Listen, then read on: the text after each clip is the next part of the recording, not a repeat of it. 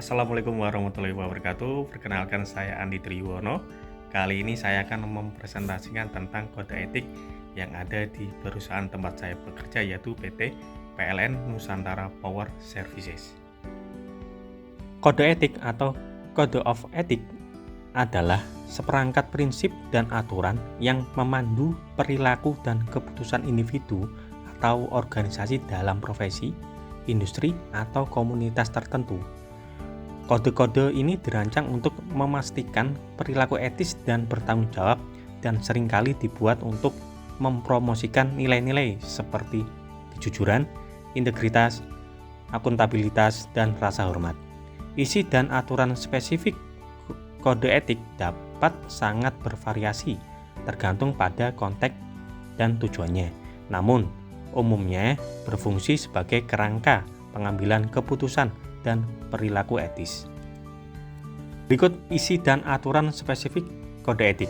Yang pertama, kejujuran dan integritas dalam menjalankan tugas dan tanggung jawab. Yang kedua, akuntabilitas dan transparansi dalam pengambilan keputusan. Yang ketiga, rasa hormat dan kesopanan dalam berinteraksi dengan rekan kerja, pelanggan, dan stakeholder lainnya. Yang keempat, perlindungan dan pengamanan aset perusahaan. Dan yang kelima, kepatuhan terhadap hukum dan peraturan yang berlaku. Selanjutnya, cara mensosialisasikan kode etik PT PLN Nusantara Power Services. Yang pertama, melalui pelatihan dan workshop. Pelatihan dan workshop bertujuan untuk memberikan pemahaman mendalam tentang kode etik, mengajarkan cara penerapannya dalam situasi sehari-hari, dan menjelaskan sanksi jika terjadi pelanggaran. Yang kedua, panduan tertulis. Kode etik disebarkan dalam bentuk buku atau dokumen. Dan yang ketiga, program e-learning. Karyawan bisa mempelajari kode etik secara mandiri melalui platform e-learning yang dimiliki oleh perusahaan. Yang keempat, kampanye internal. Penyampaian kode etik melalui media komunikasi perusahaan seperti email, buletin, atau papan pengumuman. Kampanye internal ini bertujuan mengingatkan kembali nilai-nilai kode etik dan pentingnya menjalankan perilaku etis di tempat kerja. Yang kelima, penandatanganan pernyataan kepatuhan. Karyawan diminta untuk menandatangani pernyataan kepatuhan kode etik secara berkala yang memastikan mereka memahami dan akan mematuhi kode etik tersebut.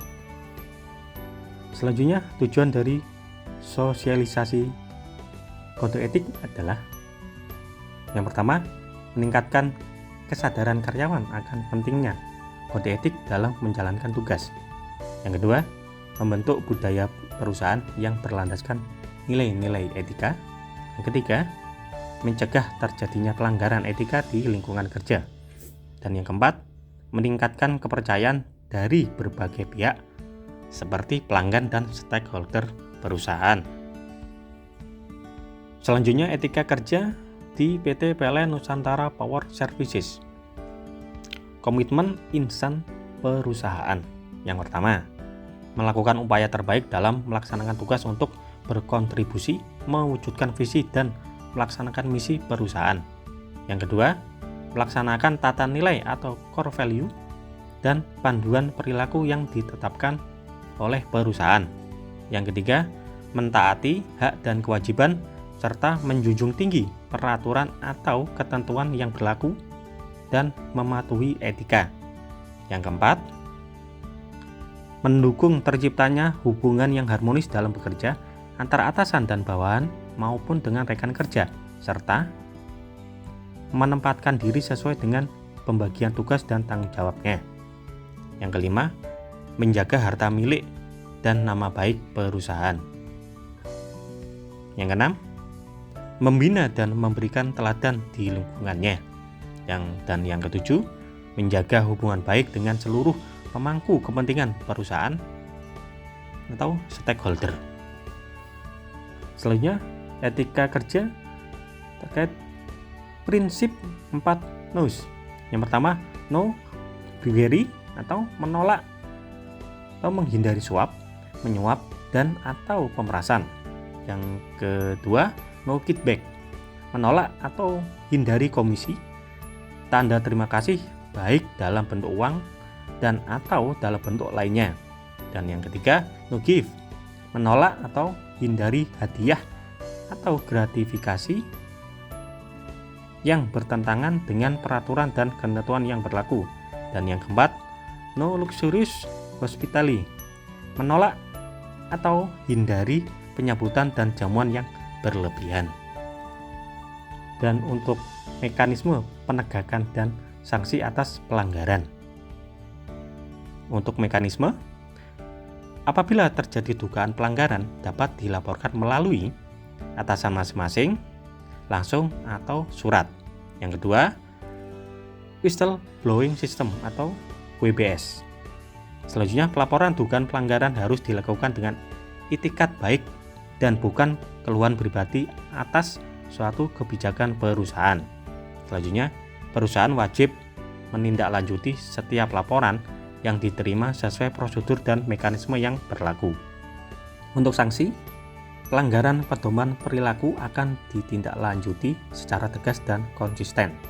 Setiap insan PLN Nusantara Power Services diminta untuk sesegera mungkin melaporkan jika terjadi pelanggaran atau terdapat dugaan terjadinya pelanggaran pedoman perilaku.